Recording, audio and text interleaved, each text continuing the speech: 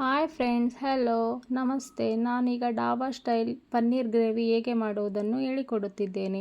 ನಾನು ಈಗೆಲ್ಲ ತೋರಿಸ್ತಾ ಇದ್ದೀನಲ್ಲ, ಅವೆಲ್ಲ ಐಟಮ್ಸನ್ನು ರೆಡಿ ಮಾಡಿಕೊಂಡ ತಕ್ಷಣ ಅದಕ್ಕೆ ಒಂದು ಸ್ವಲ್ಪ 3 ಟೊಮೆಟೊ, 2 ಈರುಳ್ಳಿ, ಕೊತ್ತಂಬರಿ, ಕರಿಬೇವು, ಗೋಡಂಬಿ, ಜೀರಿಗೆ, 1 ಏಲಕ್ಕಿ, ನಂತರ ಧನಿಯಾ ಪುಡಿ, ಮೆಣಸಿನ್ಕಾಯಿ ಪುಡಿ, ಖಾರದ ಪುಡಿ, ಉಪ್ಪು, ಮತ್ತು ಒಂದು ಪಾತ್ರೆಯಲ್ಲಿ ನೀರು ಬಿಸಿ ಮಾಡಿ, ಬಿಸಿಯಾದ ತಕ್ಷಣ ಗೋಡಂಬಿಯನ್ನು ಒಂದು 5 ನಿಮಿಷ ನೆನೆಯಿಡಲು ಬಿಡಬೇಕು.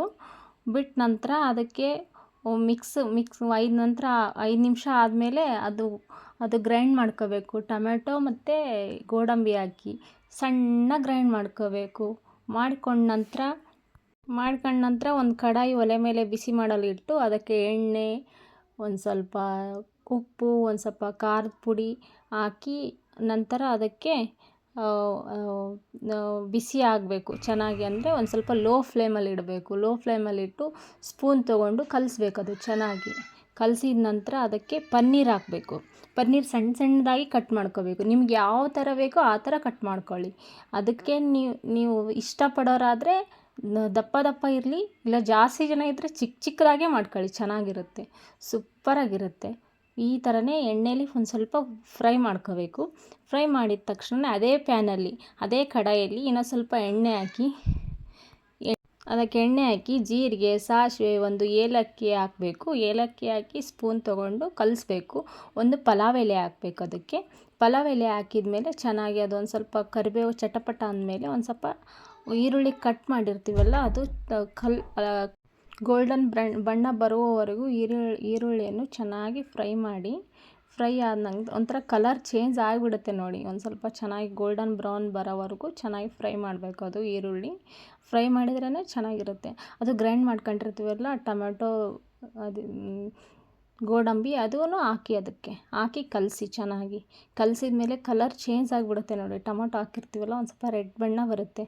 ಅದಕ್ಕೆ ಧನಿಯಾ ಪುಡಿ, ಉಪ್ಪು, ಖಾರದ ಪುಡಿ ಹಾಕಿದ ನಂತರ ಅದು ಮತ್ತೆ ಸ್ಪೂನ್ ತೊಗೊಂಡು ಕಲಸಿ ಚೆನ್ನಾಗಿ. ಕಲಸಿದ ಮೇಲೆ ಅದಕ್ಕೆ ಒಂದು ಸ್ವಲ್ಪ ನೀರು ಹಾಕಿದ ಮೇಲೆ ನೀರು ಹಾಕಬೇಕು. ಅದು ಗ್ರೈಂಡ್ ಮಾಡಿರ್ತೀವಲ್ಲ, ಅದು ಮಿಕ್ಸಿ ಜಾರಲ್ಲೇ ನೀರು ಹಾಕಿ ಕಲಸಿ ನೀರು ಹಾಕಿದ ನಂತರ ಲೋ ಫ್ಲೇಮಲ್ಲಿ ಇಡಬೇಕು. ಇಲ್ಲ ತಳ ಹಿಡಿದ್ಬಿಡುತ್ತೆ. ತಳ ಅಂಟಿಸಿದರೆ ಚೆನ್ನಾಗಿರಲ್ಲ. ಲೋ ಫ್ಲೇಮಲ್ಲಿಟ್ಟು ಮೇಲೆ ಮುಚ್ಚಳ ಮುಚ್ಚಿ ಒಂದು 5 ನಿಮಿಷ ಮುಚ್ಚಿದ ಮೇಲೆ ಅದು ಪನ್ನೀರ್ ಫ್ರೈ ಮಾಡ್ಕೊಂಡಿರ್ತೀವಲ್ಲ ಅದಕ್ಕೆ ಹಾಕಿದ ಮೇಲೆ ಒಂದು ಅರ್ಧ ಬಟ್ಲು ಮೊಸರು ಹಾಕಿ ಕಲಸಿ ಚೆನ್ನಾಗಿ. ಕಲಸಿದ್ರೆ ಮೊಸರು ಒಂದು ಸ್ವಲ್ಪ ಟೇಸ್ಟ್ ಕೊಡುತ್ತೆ. ಮೊಸರು ಅದಕ್ಕೋಸ್ಕರನೇ ಹಾಕೋದು, ಗಟ್ಟಿ ಬರುತ್ತೆ. ಸೇಮ್ ಡಾಬಾ ಸ್ಟೈಲಲ್ಲೇ ಆಗುತ್ತೆ. ಈ ಥರ ಒಮ್ಮೆ ಟ್ರೈ ಮಾಡಿ ಮನೆಯಲ್ಲಿ, ಚೆನ್ನಾಗಿರುತ್ತೆ. ಚೆನ್ನಾಗಿಟ್ಟು ಕಲಸೋದು ಮಾಡಿ, ಇಲ್ಲ ತಳ ಹಿಡಿದ್ಬಿಡುತ್ತೆ ನೋಡಿ. ಚೆನ್ನಾಗಿ ಕಲಿಸ್ಬೇಕು. ಕಲಸಿದ ಮೇಲೆ 1 ಸ್ಪೂನ್ ತುಪ್ಪ ಹಾಕಿ. ಅದಕ್ಕೆ ತುಪ್ಪ ಅಂದರೆ ಅದು ಒಂಥರ ಗಮ್ ಅಂತ ಸ್ಮೆಲ್ ಬರೋಕ್ಕೆ.